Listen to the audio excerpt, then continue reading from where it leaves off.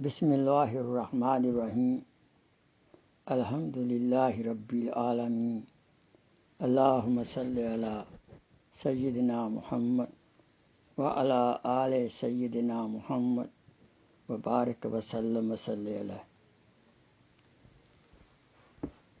امام احمد بن حنبل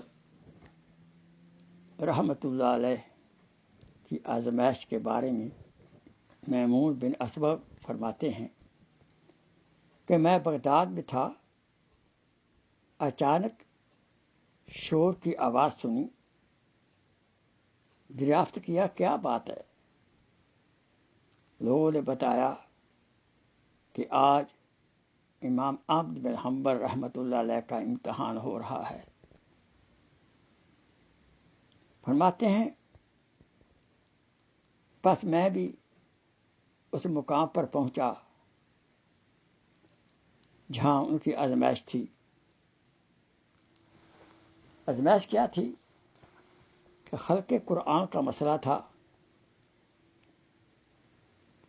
کہ خلیفہ وقت یہ منوانا چاہتا تھا کہ قرآن مجید اللہ کا کلام نہیں ہے بلکہ مخلوق ہے،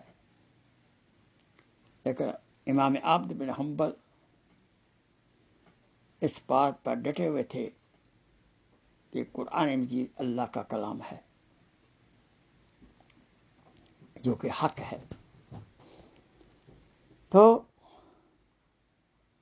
فرماتے ہیں پس میں نے دیکھا جب پہلا کوڑا مارا گیا تو امام احمد بن حنبل رحمۃ اللہ علیہ نے فرمایا بسم اللہ۔ جب دوسرا کوڑا مارا گیا تو فرمایا لا حول ولا قوت الا باللہ۔ جب تیسرا کوڑا مارا گیا تو فرمایا قرآن مجید اللہ کا کلام ہے جو مخلوق نہیں ہے۔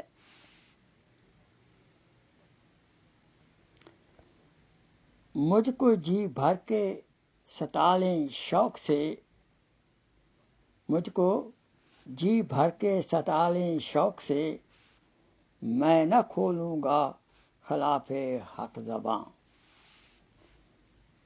جب چوتھا کوڑا مارا گیا تو آپ نے فرمایا لن یصیبنا الا ما کتب اللہ لنا، یعنی ہم کو ہرگز کوئی مصیبت نہیں پہنچ سکتی مگر وہ جو اللہ تعالیٰ نے ہمارے لیے لکھ دی ہے۔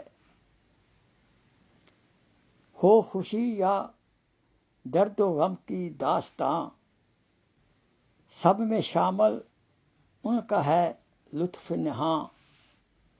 ان کی مرضی پر میری قربان جان، اللہ اللہ میں تھا اس قابل کہاں۔ ہے مدد پر جب مکین و لامکاں، پھر کرے گا کیا میرے نامہرباں۔ تو جب کوڑے لگ رہے تھے تو آپ کے پاجامہ مبارک کا آزار بند جو کپڑے کا تھا وہ ٹوٹ گیا اور پاجامہ ناف کے نیچے تک اتر گیا۔ آپ ڈر گئے کہ نیچے کہیں گر نہ جائے اور کہیں سطر نہ کھل جائے۔ تو آپ نے آسمان کی طرف دیکھا، ہونٹوں کو ہلایا تو پاجامہ خود بخود بہت تیزی سے اٹھ کر ناف تک پہنچ گیا اور خود بخود بند گیا اور گرنے نہ پایا۔ یہ حضرت کی کرامت تھی، اللہ تعالیٰ کی غیبی مدد تھی۔ میمون بن اسبغ کہتے ہیں میں 7 دن کے بعد ان کی خدمت میں حاضر ہوا کہ عرض کیا آپ آسمان کی طرف دیکھتے ہوئے اللہ تعالیٰ سے کیا کہہ رہے تھے؟ فرمایا میں اللہ تعالیٰ سے عرض کیا جس کا مفہوم یہ ہے، اے اللہ میں آپ سے سوال کرتا ہوں کہ آپ کے اس نام کے ساتھ جس سے عرش اعظم کو آپ نے بھر دیا ہے، اگر آپ جانتے ہیں کہ میں حق پر ہوں تو آپ میرا صدر نہ کھلنے دیں۔ تو آپ کی دعا قبول ہوئی اور یہ کرامت تھی، اللہ پاک نے آپ کا صدر کھولنے دیا۔ دیکھیے اتنی بڑی قربانی قرآن مجید کی حقانیت کے لیے امام عبد بن حنبل نے دی۔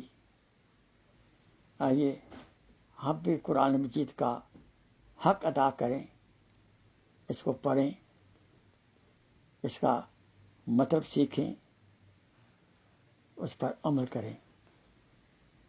لیکن بدقسمتی سے آج ہم قرآن مجید کا حق ادا نہیں کر رہے، جس لیے آج ہم امت مسلمہ کی یہ زبوں حالی ہے، چھوڑ کر قرآن کو مسلم حق سے بیگانہ ہوا، دین کو رسوا کیا اور آپ بھی رسوا ہوا۔